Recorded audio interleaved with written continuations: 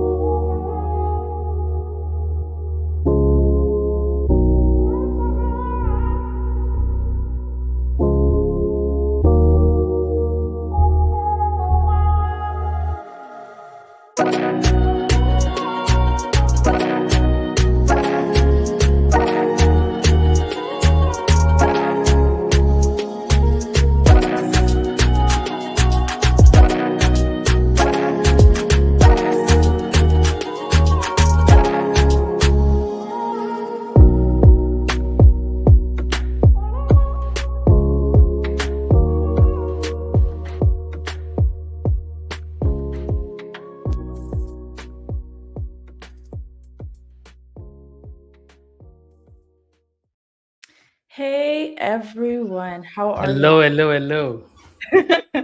How's everyone doing? Oh my gosh, I think I forgot to stream this to my Twitter as well, but that's all right. Um, hope folks are having a great day. Ace, what's been going on with you? How you doing? Tell us the deal. Yeah, it's been a nice week. Hello, everyone. Welcome back to another episode of our reality TV show. We're always excited to join and have good conversations, learn something new. And today we are back at it again. So excited as always. Yeah, same. And if you haven't tuned into this stream before, it is essentially a live stream where we talk with different SSI experts, that self-sovereign identity, to learn about what they're doing in the space, and so we can level up as well. I am going to go ahead and bring up our guest today, Nate. Heard a lot of awesome things about you from some of our coworkers. Why don't you go ahead and introduce yourself? Hey everyone, thanks for joining the stream this afternoon. Whether it's morning, night, somewhere in between, really appreciate you jumping on. I'm Nate, co-founder and CEO of Portabl. We're solving for the fact that the financial system doesn't have its own version of single sign-on. Identity is pretty painful for as consumers. It's really painful for businesses who have to suffer through bad onboarding, bad data retention and security, and sitting on our PII, not being able to let us do things with it or figure out other valuable things they can do with it. So we said, okay, verifiable credentials, decentralized identifiers, some of the Web 5 type fundamentals are actually really good at solving this. And so I'm really excited to share what we're building and where we're seeing some of the action here today. Awesome. That was a great introduction. I want to also, before we dive into too much, Ace, you had something to say. I see. Oh, please go ahead. Oh, I was going to say, I just want to quickly do a little icebreaker just to get to know our audience and to get to know you as well. And the icebreaker, the main question of the day is which season is the greatest of all time? for you? All time. Yeah. That's one way to put it. You know what? I'm gonna have to go with spring. I understand there's a lot of fall lovers out there. I get it. But for me, like I'm literally looking outside right now. There's like 2 trees budding on my street. Spring for me has this like promise of warming up Yeah. after the winter. I live in the Northeast. I'm in Philly. We do have real winter here, so it's nice to be over with it. Um, Also selfishly, I'm a cyclist, and so I'd rather like be out in this sort of a weather than like dealing with wet leaves and falling. So that's some additional context there. I agree. I think it's the same for me because for spring you're moving from winter, so it's no longer as cold and it's warm, but it's not as warm as summer could get. But for fall, it's more like okay, we've had the warm weather, it's chilled, the weather is nice, but now it's gonna get real cold. So now you're worried about the cold. So I think spring will be the same for me as well. Okay, guys, I hate to disagree with you. I want to like spring. I like the idea of spring because they're like, oh, there's flowers and it's all cute and green. But I never experienced that. At least in Boston, it just feels rainy. I'm like, this sucks. It's like wet and disgusting. I hate all forms of precipitation. What- like, like I have a deep hatred for snow and rain. I like summer, but I know people are like, summer is like so sweaty and gross, but I don't care. Like I like that means I could go to the beach. I don't have to like layer up. I like hate having like so much coats on that I can't move. So that's just me. Let's see what the audience thinks. Tanya said spring and fall are tied for her, and kind of like y'all. I guess a lot of people go for spring and fall because it's like in the middle of like two extremes. Faye in Discord says summer 10 out of 10. Faye, we're friends. Okay. Cool. So we went through all that. I do want to know you introduced yourself. I want to know about like your background and how it led you into the self-sovereign identity space. Yeah, definitely. So I could go back and then I could go like way back. So I'm actually going to go way back because it's more just interesting context. Makes me human and not a floating head on a stream. That sounds good. So like, for context, I was born in Colombia, but I grew up in the States. I'm adopted. So for me, I've always been like really cognizant about like what the heck identity actually means and kind of how it's situational and the slippery thing. So you kind of could say I was predisposed to like want to work in this area in a way. Um, but in terms of like my actual professional career, I'm something of an identity journeyman, or at least that's what I like jokingly refer to myself as. So I got started in the identity space way back in 2011, building out stuff around entity resolution and graph databases for a company that was spun off of Capital IQ. Not an engineer by training by any means, but I'm pretty technical for a product person. And I also did a stint as a sales engineer and solutions architect. So I'm in that kind of like fuzzy middle level of technicality. But that was when I got professionally bit by the identity bug, saying that, the John Smith over here and the John Smith over here are the same or different. How, why, under what scenarios. It teaches you a lot about data integrity, sources, a concept called provenance, of like where did this data come from and how can I trust it? And so for me, that kind of primed me to then kind of stumble into applied identity in financial services. So specifically anti-money laundering and know your customer, or AML and KYC for short. And so that was 2014. And I just got bit by the bug and there was no going back at that point.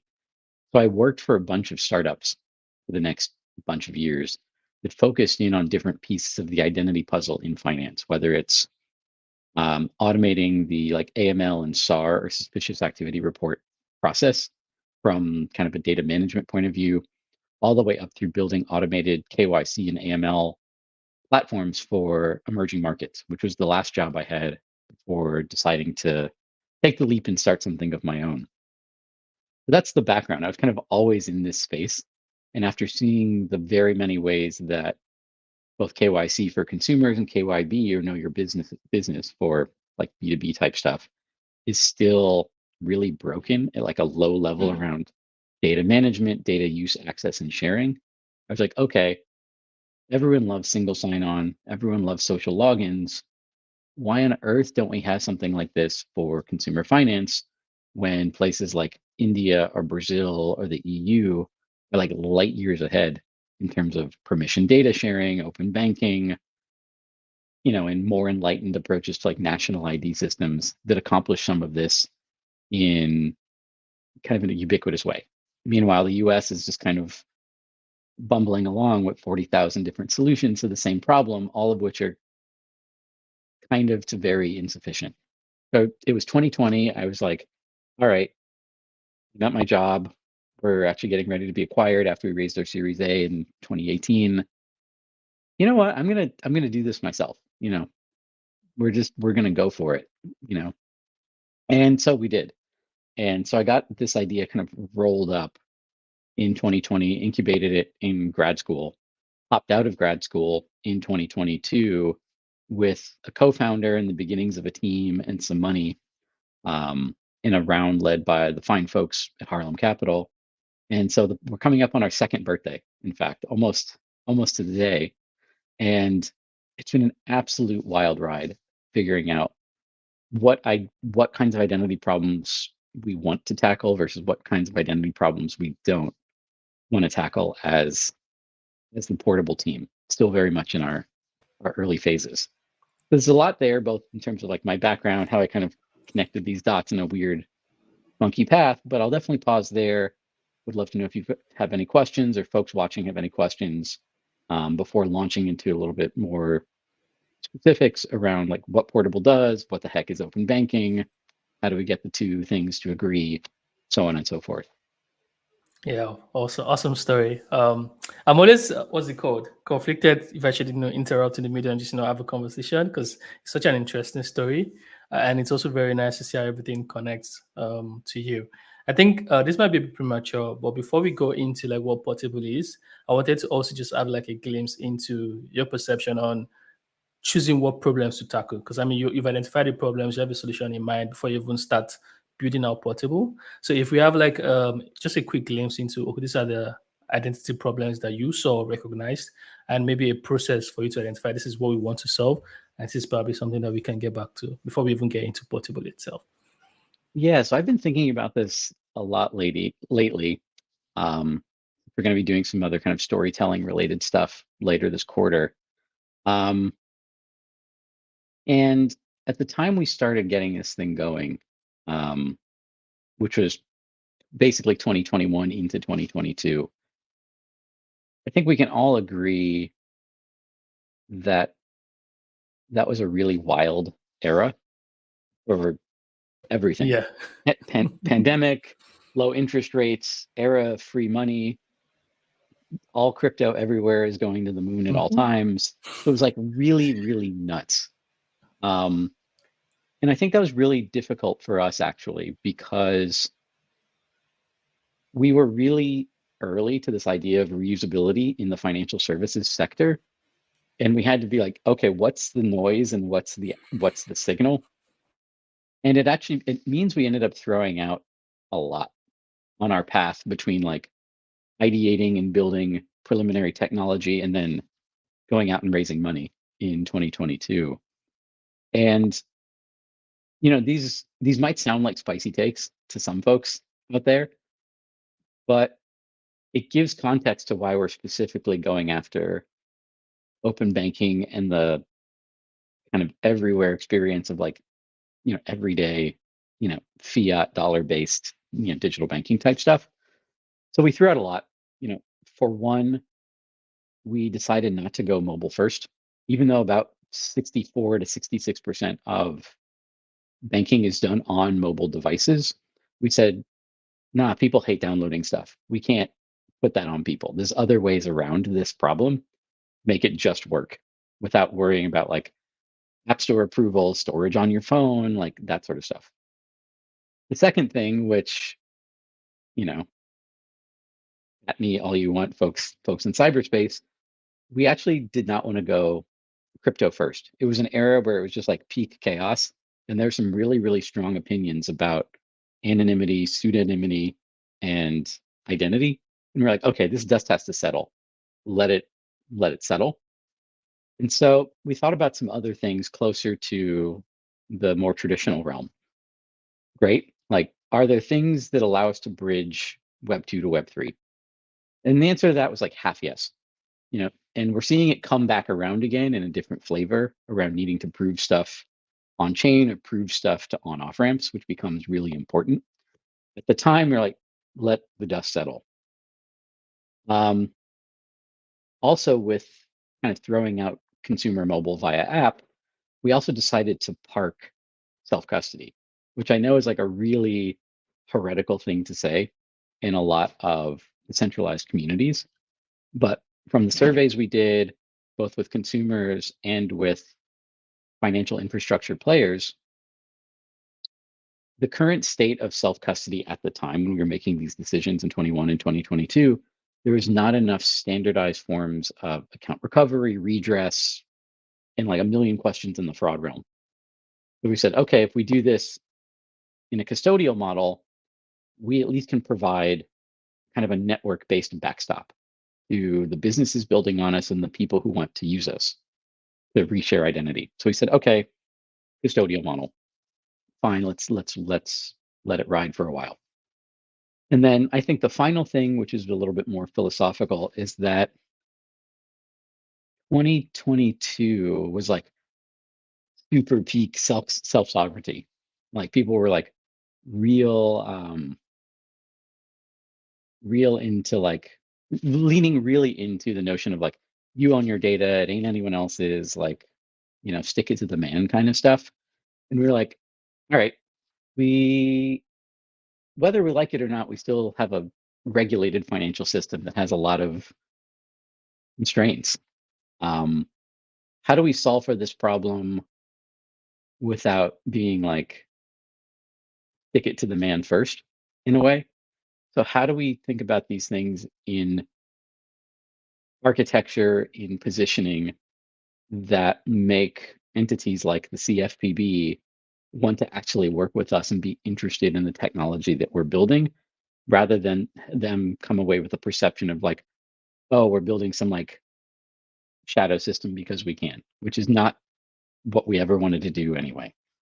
But there's a lot of stuff we had to like throw away, put aside, put on the back burner, sit and wait about, and just say, what are the core fundamentals of cryptography that allow us to do decentralization in a way that is not about like being a shadow system or being like sovereign in the like, get your musket sort of way, but instead, what does it mean to not have a central authority about who you are and what things about you are true? How do we use cryptography to our advantage to say that, hey, Chase can assert some things about me. My Robinhood account can assert some things about me. My other membership here can assert some things about me. I've got control and visibility over where that data is being shared and used and how. And then I can use some or all of it or none of it or proofs of it at that next thing that I need to sign up for or sign into. When you boil it down to that, then the talks around how to make this work for like the way the average person on the street is doing their finances becomes much easier to message, to share, to sell, to convey, and to raise money for. That was the whole like mental gymnastics that we had to do as we started raising money and say, okay, what are the bets are we going to place? And then what are the things we're going to watch and keep an eye on, but are not going to be our day zero things to solve. And so now our day zero thing to solve is, hey, how can I claim a credential from my Chase account and go like open a credit card if you see the Portabl social login button? That's our day zero problem. Everything else, very flexible and very, strongly believed, loosely held about implementation, methodologies, stuff like that. But like, okay, here's the core problem. Here's the core space we're addressing. And it's a space of 247 million people in the US. So we said, okay, that sounds like a good place to start. Let's go for it. Sounds great. I love that. I don't have a follow-up question to your intro and to that, but I just have, I guess, a comment. Like, I love how you basically have this origin story of like growing up adopted and having to like question your identity, or think, not necessarily question, but think about who are you and what your identity means and how it's led you into this space.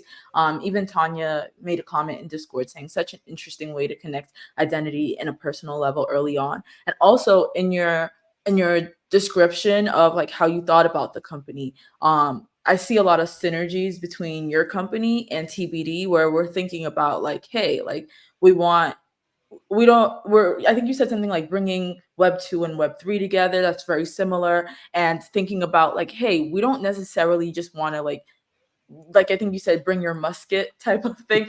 We don't want to think of decentralization in that sense, but that same idea of using cryptography to prove who you are. And I think that's why I really like these live streams as well, is because I get to talk to people and I get to show other people that aren't in this space what the real goal is. Because I think when I joined this space, a lot of people were like, that's weird, I never really pinned you for like a get your muskets type of person, like they're out to get us. But I'm like, no, I think this is like a really interesting space where, like you said, different countries are light years ahead of us in identity and all of that. And we have to catch up, right? I think there's room for us to catch up. And the last comment I had, I thought it was interesting that the decision y'all made to not go mobile first. At first I was like, whoa, that's crazy. But I was like, you're right. Like people don't want to download anything. So I love that. Yeah, I think for me, it was really important to also outline your day zero like priorities. But you made a comment that I would like you to answer, like maybe through your demo at the end. You don't have to answer it right now, but it's about the vision of eventually making it easy for the everyday person, everyday user out on the street to be able to use these things as seamlessly as possible. So my question, which you could answer after your demo, for example, would be more like the distance that needs to be covered from your day zero where you are right now to that point where anybody on the street, for example, that has access to this can actually sign in with Portable or just be able to have this experience basically. I wrote that one down. So go ahead, Nate. Sorry. It's a great question, and I want to come back to it post demo. Yeah. Because I want to talk a little bit more about, it's like conceptually like really outer space to a lot of people. But with respect to like getting banks and financial institutions or like infrastructure to work with us, there's a lot of heavy lifting done by the standards, verifiable credentials, HIDs, Open Identity Connect or OIDC, like things that people are already cool with in smaller capacities end up becoming these very interesting things when you put them on top of each other. And so for me, like, because the standards are, well, they're standards, we have really good fundamentals to getting very, close to our day, solving our day zero problem basically now. Though I'll caveat that by saying there's a whole universe of support functionality and other things that need to get wrapped around it to make it really super ready for prime time. But we'll get to that post demo. Yeah. I think we might as well just ask, like, what is Portable? I think we're at that point. So what is Portable? Yeah. So I'll talk about what Portable is, but first I want to give some context and explain what the heck open banking is. Yeah. Because that's kind of the necessary backdrop for like, why are we doing things the way we're doing them? I already explained why we threw out a bunch of stuff, but I actually want to explain and give context to our affirmative decisions. So, first up, open banking is a global thing, but specifically for the US, because the US is a little funky about it, it's sets of procedures and standards and systems that allow consistent third-party access to financial data through APIs. Like that's the real like high-level drop-dead simple explanation. What it means for us currently, though, is that you can view your money or your accounts in downstream applications after doing a permissioned interaction that says, yeah, Y app can read X bank's information. So like we've all seen like Plaid login screens, Teller, Yodlee login screens, stuff like that, where you kind of federate your access allow a bank to like hook up with an app, and then magically you can see, okay, what's my balance, my debts, my bills, my blah blah, EFM type stuff. Like that is the killer use case for like open banking aggregation and connectivity.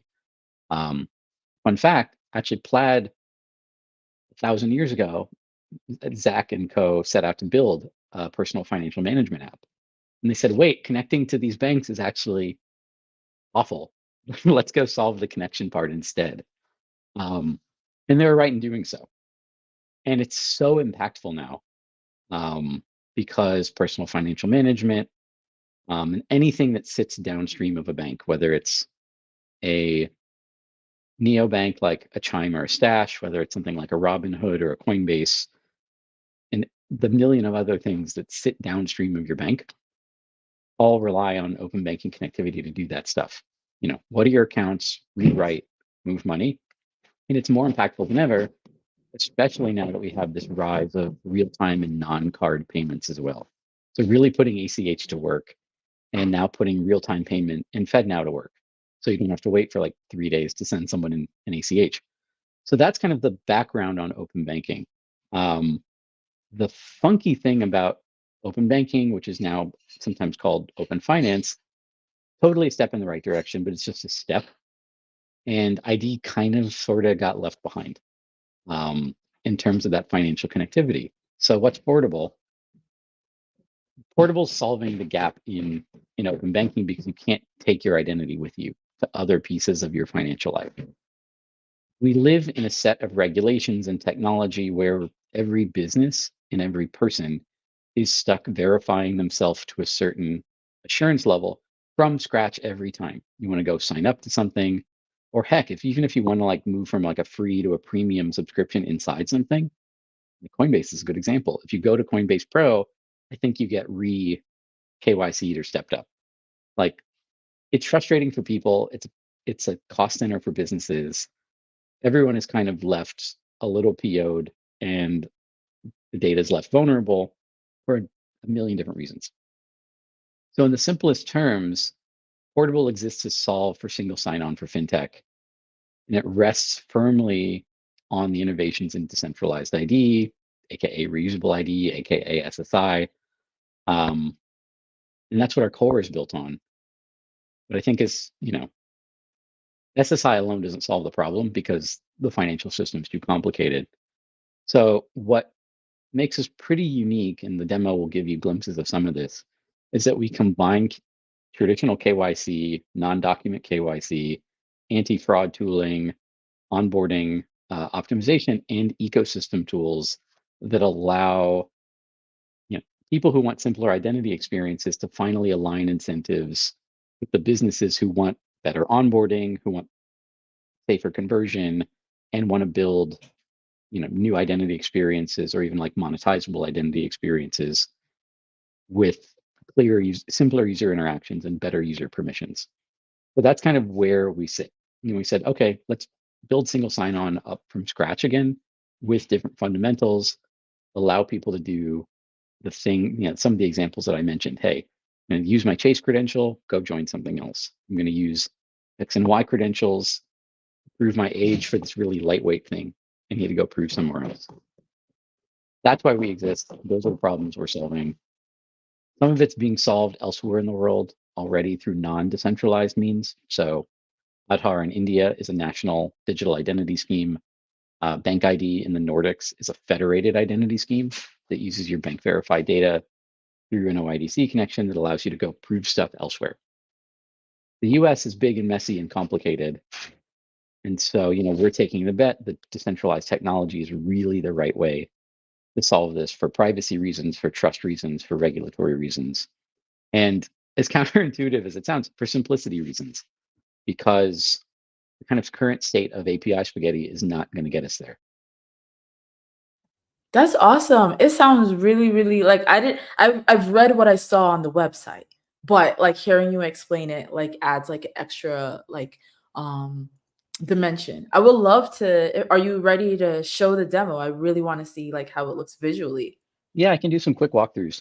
Okay. Also, for anyone out there too, Happy to take feedback about the website. We're actually currently rebuilding it right now, and we'll be pushing the website with like a solution section and like a verification section and a credentials section pretty soon. So the website's going to be very different in like 2 weeks time, but certainly happy to take more feedback. So this is going to be a demo in 2 parts. I pre-recorded a Loom video just to step you through some like quick dummy onboardings that I'd set up. And then I will dive live into kind of a representative consumer experience. We call it the passport instead of the wallet, and the developer or business side controls. So this is a recording. I set up 2 kind of shell environments on my computer. One is called Bob Banking and one will be called Bank Trust, just kind of both dummy apps. And I'm using the standard portable social connector here. So this is going to kind of start from scratch. I have a couple things I've like pre-canned in my account. But as we step through, the first thing you notice is I'm using Portabl to connect to Bob Banking. There's a couple ways we can do it. Here is like hosted redirect. We can also do it through a widget or just straight API. For the very technical out there, the straight API approach uses just the DIDCOM protocol. Widget and redirect uses OID for VP. In here, I already have my stub account. I did that off screen. And so what I can do is I can start the data sharing process and authentication process with just a passkey. So here, it's because it's desktop, it happens off screen through the browser. It authenticates, and I'm in. So this is one thing that's actually really important about getting verifiable credentials to work in a highly regulated system where institutions are super picky and super finicky about data freshness, source provenance, et cetera. Here, what we can do is it's called differential onboarding. So I might have some claims in my passport already. This is like my personal data store, if you will. For reasons, Bob Banking says, hey, these are either like not fresh enough, or I need you to reassert them, or hey, they're signed by something that's not in the network that I'm looking for. Can you reconfirm within this process? So this is really relevant to financial services providers because sometimes they will want to recollect stuff from scratch or kind of stack a credential in something fresh. So here I just kind of whipped through my process and staging. Now note, here's the important thing. It's only asking for my name, social, and phone, not a bunch of everything else, but you'll see why we do this in just a second. I'm going to go through this process. I'm going to use my driver's license. We have embedded identity verification for 196 countries across passports, ID docs, national IDs. I'm going to just blast through that and submit it. So on and so forth. Great, verified. Adding my phone. This is also a failover auth method. Verifying, it's binding in the background. Social, obviously not putting my real social on here. I was gonna say, I was like, don't Yeah, too much. Yeah, that's definitely not a real social security number. That's been verified. That's been verified within Portabl. Here's the cool thing. So that all happens within Portabl. It doesn't go outside of Portabl before I try to go join Bob Banking. Once that's confirmed, because Portabl does internal checks into itself, essentially, like, is this not fraudulent? Does the person match the doc? Is someone trying to inject an image? Like all sorts of like fraud stuff is happening in that redirect. If it clears, the only things that pop out is a verifiable presentation that data minimizes and only asks you to give consent over sharing what was explicitly asked. So you'll note I just went through like document IDV, but the only claims I'm presenting are name, sourced from a document, social from a sub-process, and my verified phone number from an OTP. That's it. Everything else I retain, and it sits in my Portabl passport. Cool. So I can go ahead and confirm. And so that's selective disclosure happening in the background. That used for the real hardcore folks at home, that's using BBS Plus with selective disclosure. Yeah. I'll confirm that. Good for our audience. And then it's hooked up to like a dummy auth server I have on Bob Banking. You can use our auth or you can use your own native auth. We're pretty agnostic. So great, I'm in Bob Banking, rad. I wish my, available credit actually looked like that in real life. Cool, so here's the dummy app.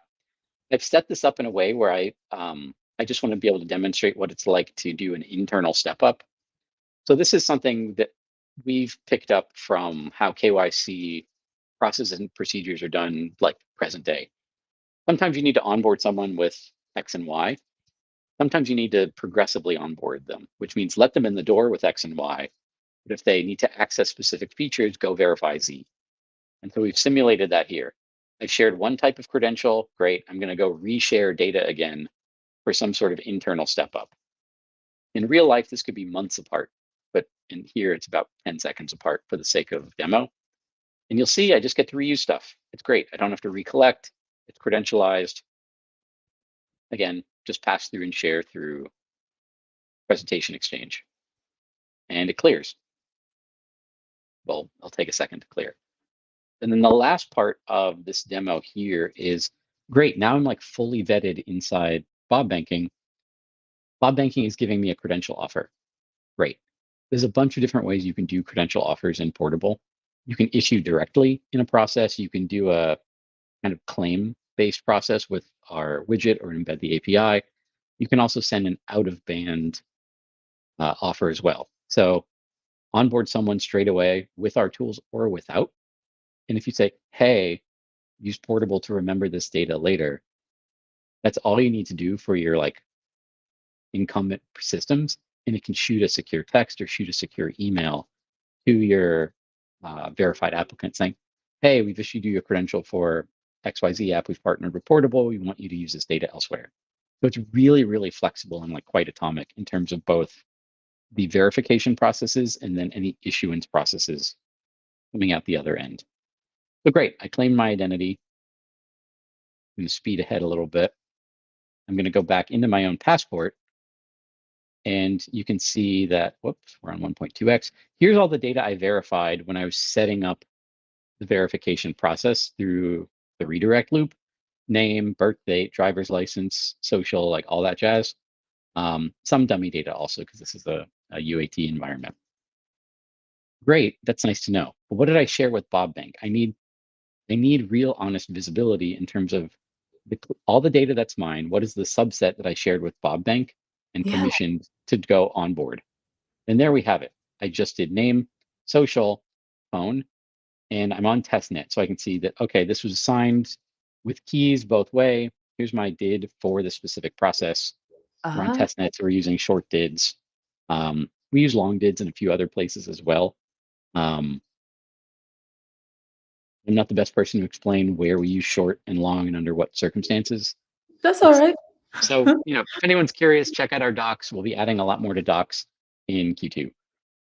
So that's that. So that's kind of the like very, very abbreviated experience of, okay, what is it like to do differential onboarding, fill in some gaps, share it, be able to reshare it for a step up, and then go back to my wallet or my passport and see what is the totality of my data that I verified about myself. So all of my claims, and then the specific claims I permissioned Bob Bank, and Bob Bank signed and gave back to me as a Bob Banking credential. So that's kind of the closed loop scenario. The last part of the show here is great. I want to use my Bob Bank data and any of my other claims to go join something else. I want to join Bank Trust to take out a loan. I want to tell them as simply as possible that this is me. No, I don't want to do your crappy KYC process all over again. I would like to go through the fast lane, please. I'm going to go to Bank Trust. I'm going to hit my passkey, which starts preliminary authentication. Boop. There we go. That's cool. And it was like login with Google type of thing, but it's like exactly. login with Portabl. Yeah, this is set up by default to use OID for VP or Open Identity for verifiable presentations, which is like a huge mouthful out of the WC3, but it works. And so you can see I have stuff.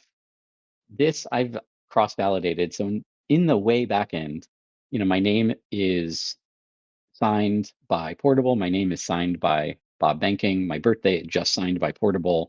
Driver's license just signed by Portabl. Social signed by Portabl and Bob Banking. And then the only things I'm missing are proof of nationality and passport number, which I can knock out in a single document.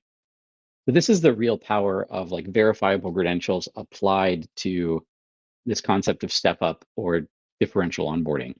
It allows users to see exactly what they need to share in a single shot instead of having like confusing workflows and step throughs. And next thing you know, you've gone through 13 screens and 40 clicks. So I would kind of go through the same loop here to like grab my passport, and everything else is ready to go. It's presented in a single shot, and I can go do what I want to do inside Bank Trust. Switching tabs, again, this is what it kind of looks like live. I can view my data. I can view my connected accounts. All your connected accounts will show up here. There's an interpretation of this I like sharing, even though it's on the spicy side, and that this is a much, much better of what Plaid Portal is capable of doing. Like if you logged into Plaid Portal today, you can kind of see like where data is coming from Chase and like going to Robinhood, and it's kind of pretty flat. Here, it's a little bit different. You can see where things are coming and going. You can add new data to your account, and you can also push data from Portabl to one or many connected accounts at the same time. So I think in keeping with the spirit of Web 3 or Web 5 or Web 2.5, depending on your religion, our approach to this moves your personal data management in open banking from kind of read only to read, write, known, which is like the core thesis that I think we can all agree on for our most sensitive data. As for how you set up something like this, we've got the Portabl developer tools. We call this the console. So you've got a lot of settings, access to your API keys, your underlying identifiers, so your DIDs, key types, things like that let you set up your tenant and that you can deploy on a project-specific basis. Webhooks, organization members are all kind of administrative functions. The two things I want to call out specifically at this level of the hierarchy is this notion of trusted issuers. So we built this in response to some other types of infrastructure players wanting to build reusability, but like only in their network. So if I'm a traditional KYC provider and I want to say, hey, I want people to be able to remember me themselves, but only like wherever I have my own customers as a KYC company, I will go in and like allow our own customers to add and drop trusted issuers or trusted verifiers. We need to tweak this inside my own ecosystem. And so the palatability of like a closed loop reusability is much higher than just like a kind of a free for all thing, which is what it would be by default. Awesome. The second thing I realize I just want to be mindful of time is it's template based. So there's a lot you can do programmatically via APIs in terms of both verification, issuance, schema management, stuff like that. But we said, hey, how easy can we make this? If someone wants to create a specific verification template, we have an underlying schema. We can just allow people to like add the data and claims that they need, and then select the underlying allowed sources that they want to get this data from. There's some other settings in verification around, say, don't accept this credential or kick off, dynamic fill if the credential's older than 90 days, or say if someone's from, Iran or something, or like a sanctioned country, don't allow this specific credential, stuff like that. And then we have some additional like watch list screening stuff. This is like particular for verification, where if you have a high assurance level and you're trying to satisfy your AML obligations, hey, verify a bunch of PII because you need to do that anyway, and then turn this on. And then that runs it silently to see if anyone is a PEP, a sanctioned entity on some sort of watch list, and then keeps it dynamically updated once users are in your system. And when I say users are in your system, it's at the project level. So this is at the tenant level, and this is at the project level. Here's the project that I was using that lives underneath Bob Banking. Organizational IDs, administrative functions, things like that. Here's my users. There's some old test versions of me in here. So great. I verified myself as Liz Lemon for any 30 Rock aficionados out there. There's the data that was currently verified. So it's stateful, user overview. I issued a credential to Liz Lemon, but it was just name and phone. And then I have detailed logs. So this will give you kind of the flat JSON output. We'll be expanding this to show the full W3C compliant credential bodies.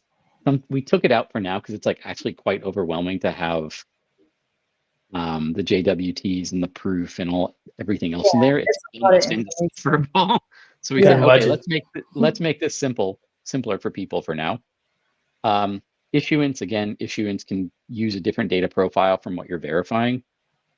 You can, for now, you can issue up to the amount you're verifying.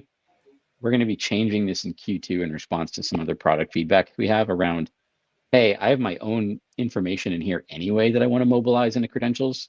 Can I package up stuff I verify and stuff I have into a composite credential for my users? So like, you know what, we can do that. Let's broaden the scope.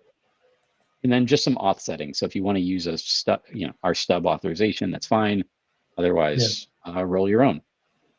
Yeah. So it's very minimal. A lot is done programmatically. We want this to be largely API first.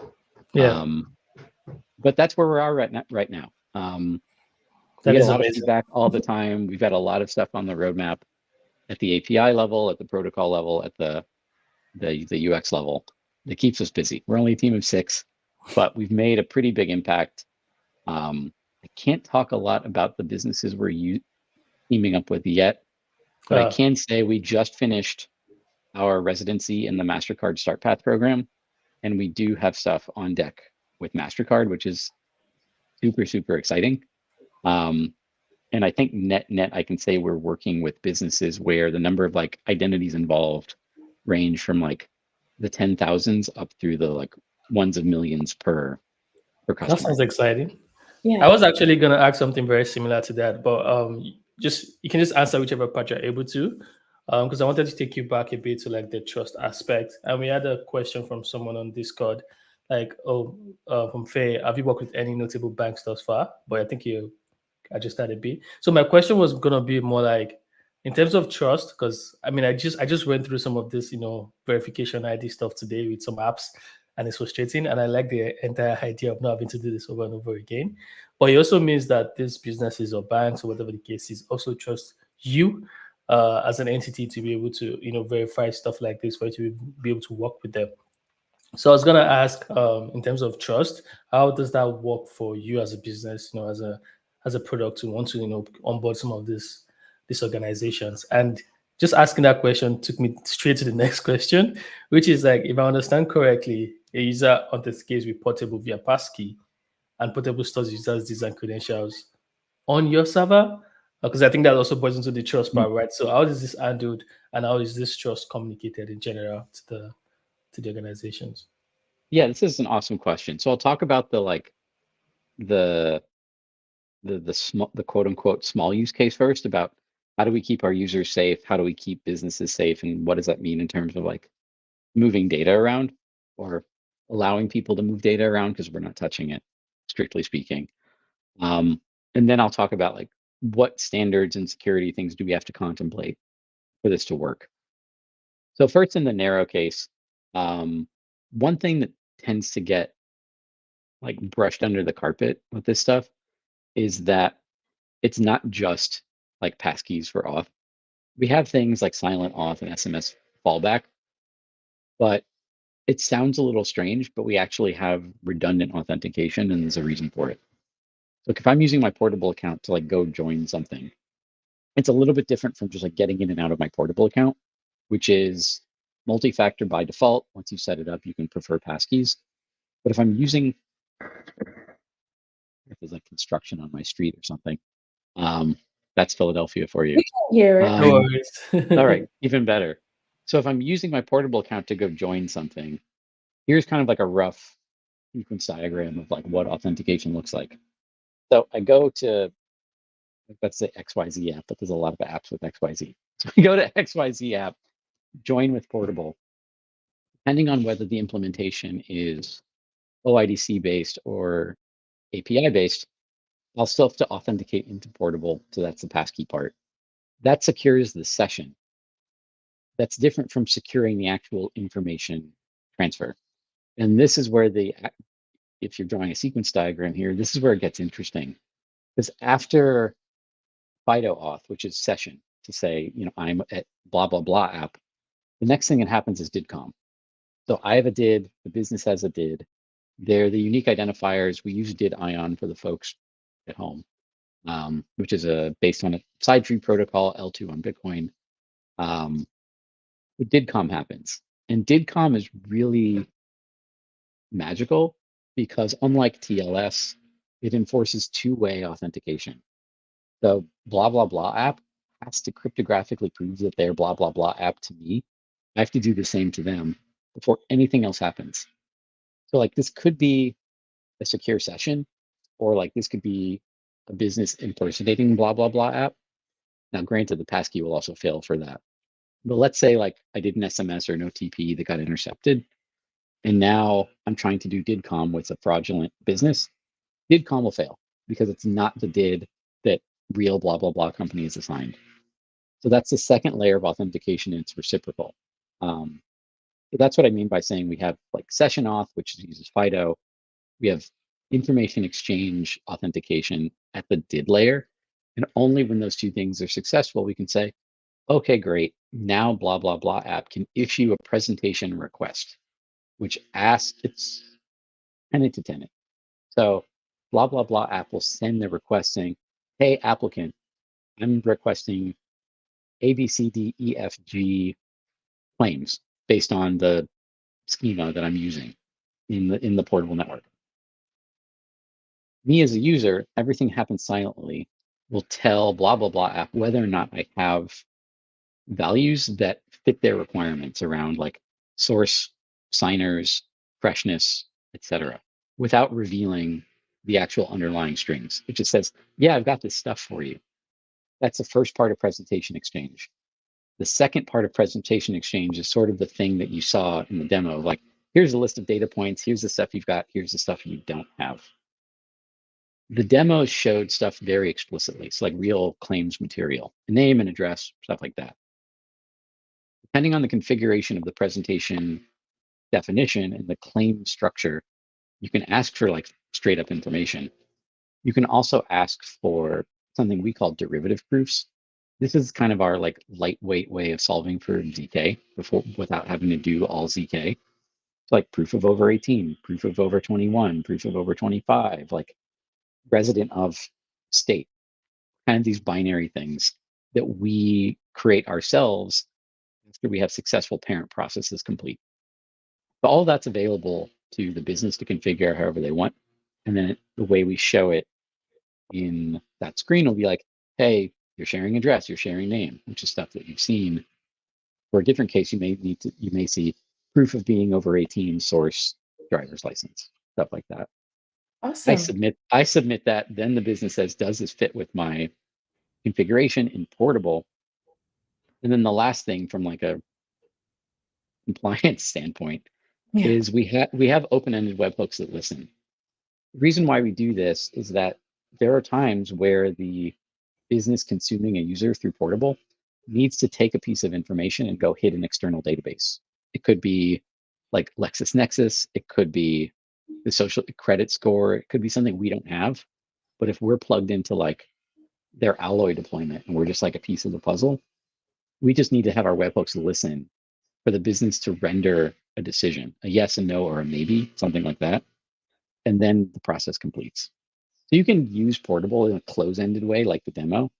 But very often we found Portabl is really good for solving the first like 95% of a user acquisition problem, but the business still needs to make the final decision about the totality of the data because that's their fiduciary obligation. They need to make a risk-based decision and have a record of it before,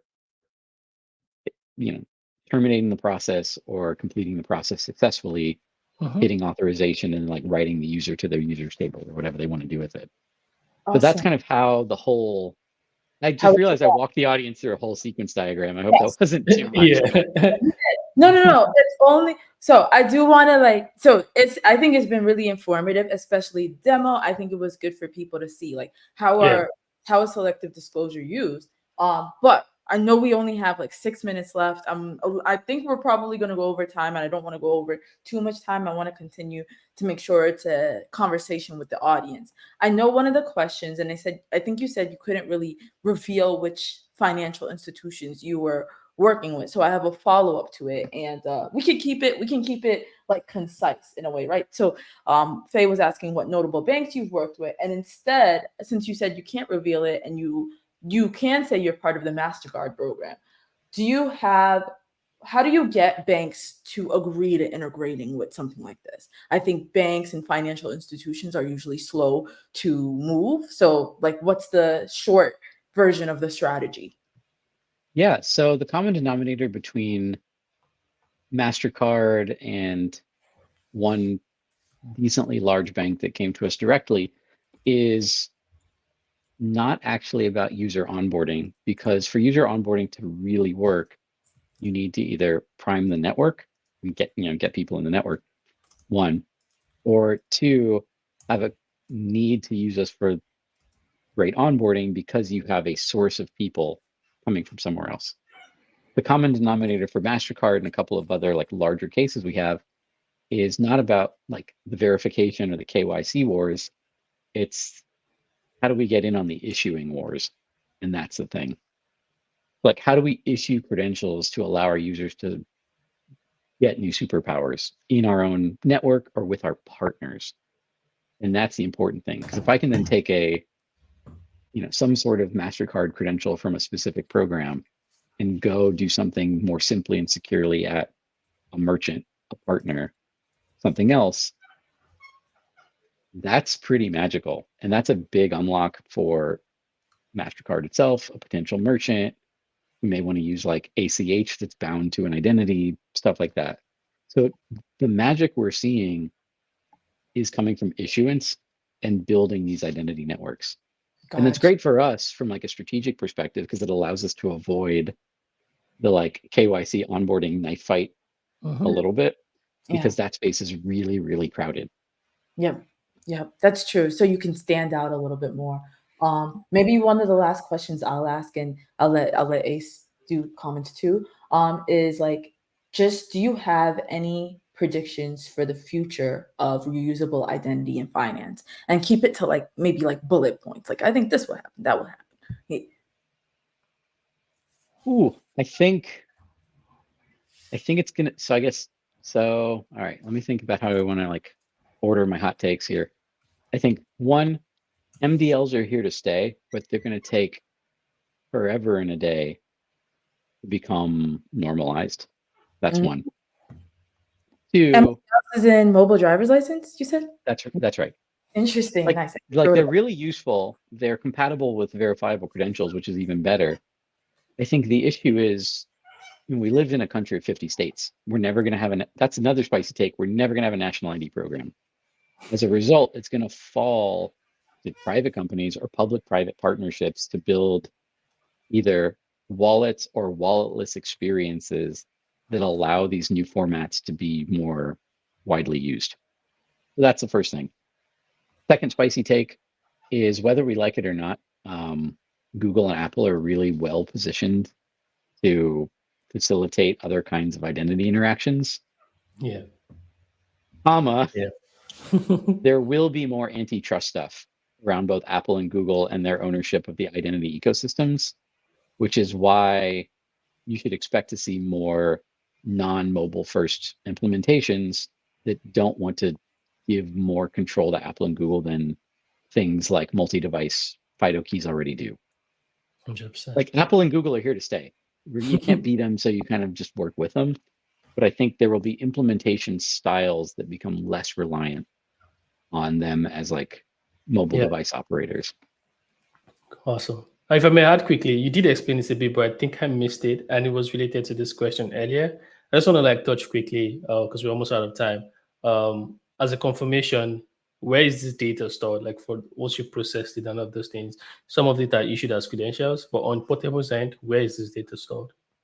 Yeah, so whether you're a business with your own tenant or multi-tenancy or a consumer, well, if you're a consumer, you have a cloud wallet. It's logically Gotcha. separated and tokenized. It's key bound. Like we can't touch it, we can't poke at it or see it, Gotcha. without your express permission. We do have some sub-processors doing things that abide by GDPR, SOC 2, ISO 27001. So like they're very good to us in terms of data security. Awesome. But we really take the security thing quite seriously because we are, at least for now, a custodial solution. And we do try and allow users to kind of make sure they are effectively tethered to their institutions at the credential level.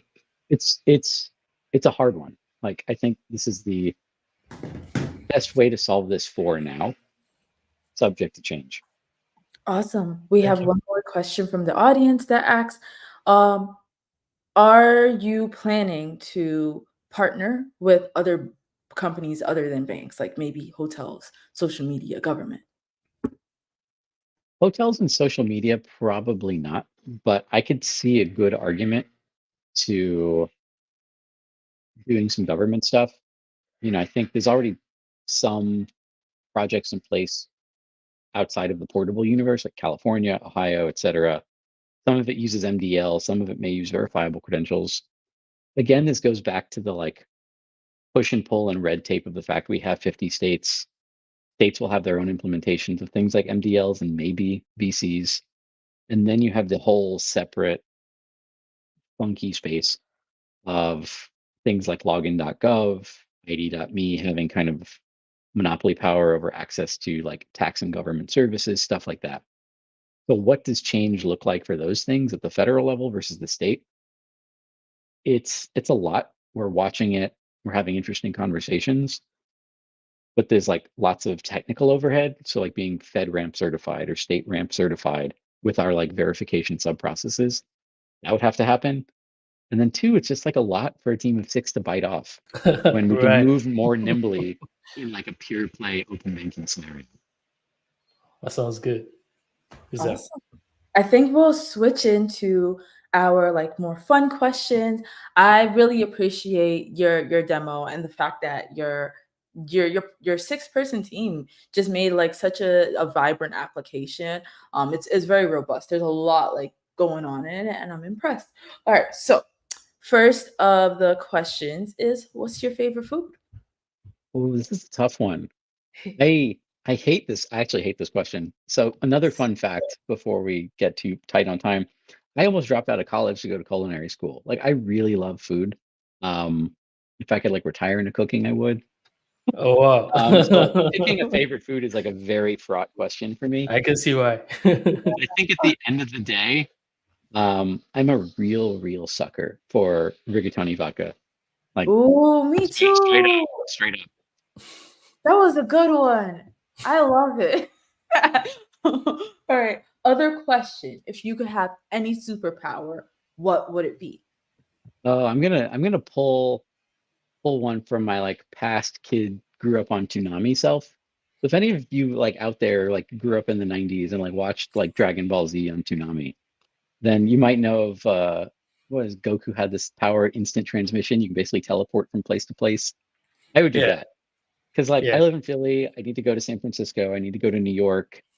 Yeah. I want to go other places for like a weekend without going, going on a plane. Yeah. That would be my superpower. I think we need to stop asking this question because teleportation seems to just win it. Everyone wants to. I know. I need a new question. I think what it is a lot of executives, which we have on like C-suite level that we have on the show, and then developer advocates like us. We travel a lot, so we're like, can we just get from point A to point B? I know, like, right? It's like, just give it to me. Let's go work on a project for that. Let's Yeah. invent it. Okay. Yeah, and thank you. last but not least, what is your favorite Beyonce song? And Beyonce Ooh. just came out with an album like last night. Just I dropped. know I haven't listened to that yet. Okay, yeah. I gotta come clean. Like, Puff It is great. It is a very good song. I don't listen to a lot of Beyonce. I do like Cuff It. One song I've been like what's that? Cuff It, yeah, Cuff It's great. One song I've been binging though, not Beyonce, is Come Down by Anderson .Paak. Ooh. But he did it okay. live on his NPR Tiny Desk concert. That was great. Thundercat also has a really good Tiny Desk concert. Yeah, I'm a sucker for Tiny Desk concerts. They're the best. They're great. All right. Thank you so much for joining the stream. I think it was really educational. It's going to be really helpful to a lot of people. Ace and Nate, if you have any like short last words you want to add before we go. And also, I want to say thanks to the audience. Great questions. Thanks for your engagement. Yeah, as always, thank you everyone. Thank you to the audience. Nate, thank you for joining us. This is another amazing episode as well. I apologize for going a bit over time. I think we're having way too much fun, but as always, it's always very educative and just an opportunity for us to learn. And this is what I'm doing. So yeah, thank you so much again for sharing your knowledge and experience with us. Yeah, thanks so much, everyone. This was a joy. It was a good high point to my Friday. I hope everyone has a good weekend. Be You well, too. be safe, stay hydrated, water your plants. Do good things for yourself. If you're interested about what we're building, check us out. Getportabl.com. Thanks very much, everyone. Awesome. Thank you. I'll tune back in next Friday. Bye. Bye, everyone.